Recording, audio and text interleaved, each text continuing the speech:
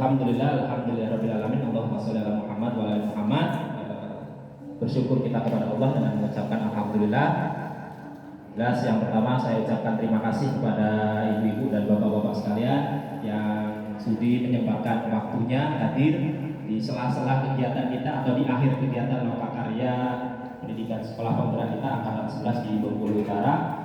Seperti yang saya sampaikan tadi, Ibu Bapak, kita langsung to the point saja, bahwasanya hari ini izin saya berbagi praktik baik terkait dengan pembelajaran inovatif memanfaatkan platform teknologi.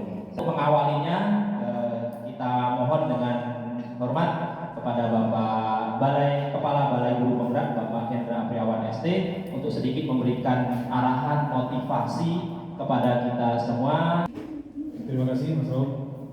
Assalamualaikum warahmatullahi wabarakatuh. Bapak Ibu sekalian, calon guru penggerak angkatan 11 ya, di Kabupaten Bengkulu Utara, Bapak Ibu PP yang saya hormati, ini kesempatan yang baik sekali, artinya di sela-sela Lokakarya, Pak Abdul Rauf ini mau berbagi kepada kita semua. Ini sambil menyelam minum air, insya airnya juga air yang menyenangkan, karena tadi disampaikan beliau 1 dari 30 orang di Provinsi Bengkulu yang alhamdulillah lolos ke pembatik level 4, dan ini perlu kita berikan apresiasi, kita beri applause untuk beliau. Bukan perkara mudah bisa masuk ke level 4, dan bukan perkara mudah pula menyisihkan waktu.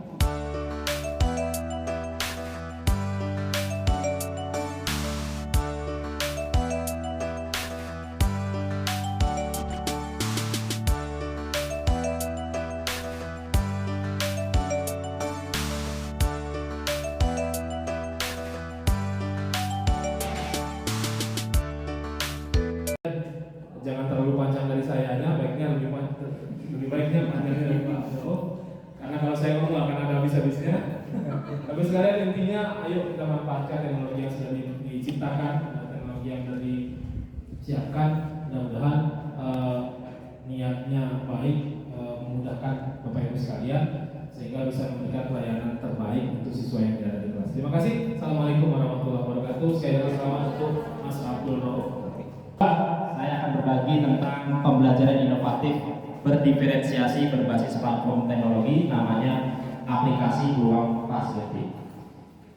Oke, sudah nggak usah kenalan. Nah, kita langsung ke berbagi praktik baiknya, Ibu Bapak.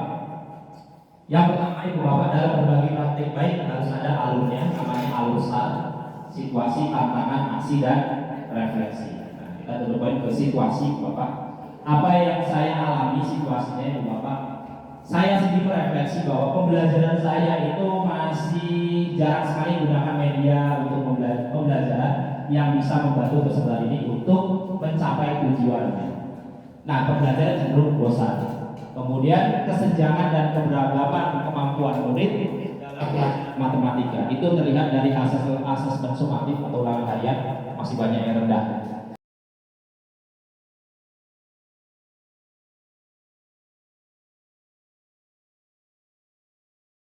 Kemudian tantangannya, Ibu Bapak, untuk menerapkan pembelajaran ini, tantangannya adalah kesenjangan digital. Tidak semua murid itu memiliki akses dan kemampuan sama terhadap teknologi. HP-nya mungkin terbatas, nggak semua punya HP. Kalaupun punya HP mungkin nggak support mungkin. Kalaupun semuanya punya HP mungkin nggak punya paket. Kalaupun punya paket mungkin di rumahnya nggak ada, susah sinyal, susah internet. Itu situasi tadi. Kemudian aksinya, Ibu Bapak, saya melakukan aksi. Yang pertama, belajar di PMN tentang pembelajaran sesuai kebutuhan murid. Selain di PMN juga dapat dari modul-modul guru penggerak 2, modul 22 kalau salah ya. Itu kan pembelajaran diferensiasi. Saya juga belajar lagi di situ. Kemudian melakukan asesmen awal. Saya asesmen awal dulu terkait kesiapan belajar. Ibu Bapak kemarin kalau di supervisi ketika PD 4 asesmennya ada yang di dalam pelajaran, mungkin ada yang di luar. Saya melakukannya di seminggu sebelumnya. Setelah selesai materi prasyarat, saya lakukan asesmen tentang peluang empirik. Termasuk dari data asesmen didapat 48% murid belum paham di kelas itu. Paham sebagian 16, paham niat itu 35%. Banyak yang belum paham dan paham sebagian. Langkah selanjutnya saya merancang pembelajaran diferensiasi sesuai dengan kesiapan belajar. Jadi saya buat ada 3 level, level siap, siap sebagian, dan juga belum siap tadi yang paham-paham. Jadi 3 level. Selanjutnya Ibu Bapak, saya mengembangkan atau membuat media pembelajaran interaktif berbasis aplikasi. Karena murid senangnya main game, saya bikin aplikasi. Namanya adalah peluang suatu kejadian. Saya mau akronimkan jadi PSK, cuma nggak enak. Dan ya nggak jadi. Saya sebenarnya bikin akronim karena unik, tapi kok ke negatif jadi nggak jadi. Peluang suatu kejadian. Nah, saya bikinnya pakai apa Ibu? Nah, saya buat coba yang baru pakai articulate storyline. Saat mau masuk ke kelas, setelah jadi semuanya, rancangannya jadi, medianya jadi, saya minta izin dengan kepala sekolah untuk memakai ruangan, pinjam tablet untuk menyiasati murid yang nggak punya tablet, yang nggak punya Chromebook. Lanjut, saya menyampaikan persepsi penyampaian dalam pembelajaran ketika masuk dan manfaatnya apa. Kemudian saya menggunakan model PBL karena saat ini kan modelnya apa yang pas dengan media itu. Saya pakai model PBL. Langkah pertama adalah orientasi masalah PBL. Jadi kemudian mulai bagi kelompok saya setelah dikasih masalah orientasinya sesuai dengan level kesiapan. Jadi ada 3 level, level tengah, tinggi, tengah, rendah. Yang tingginya 2 kelompok, yang tengahnya 1, yang bawahnya 3. Lanjut membimbing penyelidikan, jadi mereka melakukan investigasi sebelum menyelesaikan masalah. Level tinggi Bu Bapak, saya level rendah dulu ya. Level rendah saya kasih penyelidikan melempar sebuah koin yang hanya punya 2 kemungkinan, angka gambar. Sedangkan level menengah saya kasih bola 3 warna ngambil secara acak yang punya 3 kemungkinan. Sedangkan level yang tinggi saya kasih pelempar sebuah dadu yang memiliki 6 kemungkinan. Jadi levelnya lebih banyak. Dan level tinggi saya kasih 2 masalah.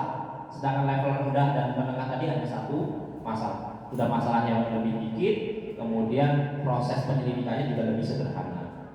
Itu diferensiasi prosesnya. Dan diferensiasi kontennya Ibu Bapak, di aplikasi saya itu ada langsung murid tinggal pilih, ada bahan bacaan, klik bahan bacaan. Mau video ada langsung link di YouTube. Kemudian ada main game sederhana. Jadi ada 3 pilihan, saya kasih murid terserah mau bebas mau pilih yang mana. Itu berbeda-beda. Dan saya lebih banyak mendampingi murid yang level bawah. Yang level tinggi dia kerjanya mandiri. Sesekali dia nanya. Dan itu pun pasti jarang karena levelnya udah tinggi. Kemudian Ibu Bapak mengembangkan dan menyajikan hasil. Ada yang pakai book karena lebih luas, jadi LKPD-nya itu juga ada di dalam Chromebook Ibu Bapak. LKPD itu di aplikasi juga ada sekalian. Jadi mereka mengerjakan di Chromebook yang lebih luas. Kemudian dia presentasi, ada yang menanggapi dari presentasinya. Bapak, di dalam aplikasi itu juga ada asesmen akhir. Asesmen akhir itu adalah asesmen semati akhir untuk melihat ketercapaian pembelajaran. Di aplikasi juga ada asesmen akhirnya. Langsung keluar nilainya otomatis. Jadi murid bisa merefleksi, aku udah capai belum ya? Kalau belum, ulang lagi, belajar lagi bisa. Karena berbasis aplikasi. Ini bisa diakses di rumah, bisa di sekolah, bisa.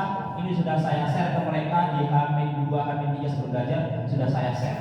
Dan kemudian refleksinya Ibu Bapak, saya melakukan refleksi. Ketika ditanya dengan murid, pasti murid jawabnya bagus-bagus ya. Kalau ditanya di gurunya, pasti jawabnya bagus-bagus. Ya. Tapi secara proses pembelajaran saya melihat murid senang. Kenapa senang belajarnya pakai HP, pakai aplikasi? Jelas karena dekat dengan murid. Yang kedua, murid merasa ada penyegaran model pembelajaran. Gak bosan itu terus. Jadi ada anak boleh bawa HP ternyata gitu. Belajar.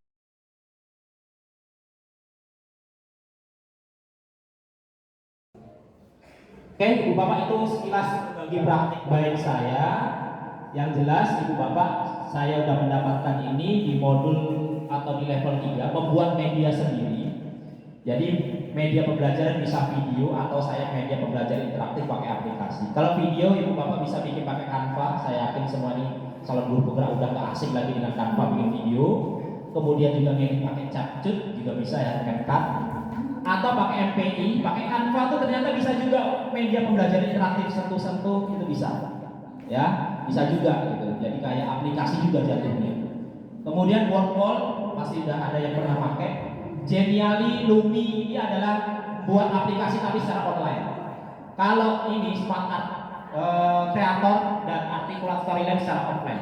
Saya pernah pakai ini sendiri nggak mau repot, boleh pakai sumber media yang sudah ada yang disediakan oleh pemerintah. Pertama Merdeka Mengajar, di situ ada video pembelajaran, ada berbagai praktik baiknya para guru se-Indonesia. Kemudian Rumah Belajar, nah ini Ibu Bapak, video pembelajaran, video materi Ibu Bapak, kan ada banyak di YouTube biasanya ya. Ini paling recommended di Rumah Belajar, karena ini milik kementerian resmi. Video materi apapun ada. Teknologi gak akan bisa menggantikan Ibu Bapak, yakin lah.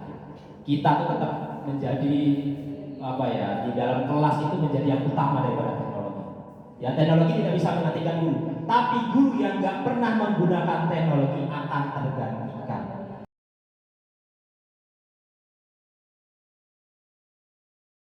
Kalau Ibu Bapak mau, saya berikan. Nah boleh, nanti saya share di grup ya. Dan nanti ada banyak aplikasi MPI, saya kasih lagi satu lagi. Karya orang lain, Bapak Ibu buka bpmpk.kemendikbud.go.id, itu hasil lomba orang-orang se-Indonesia dari tahun 2000 berapa lupa saya.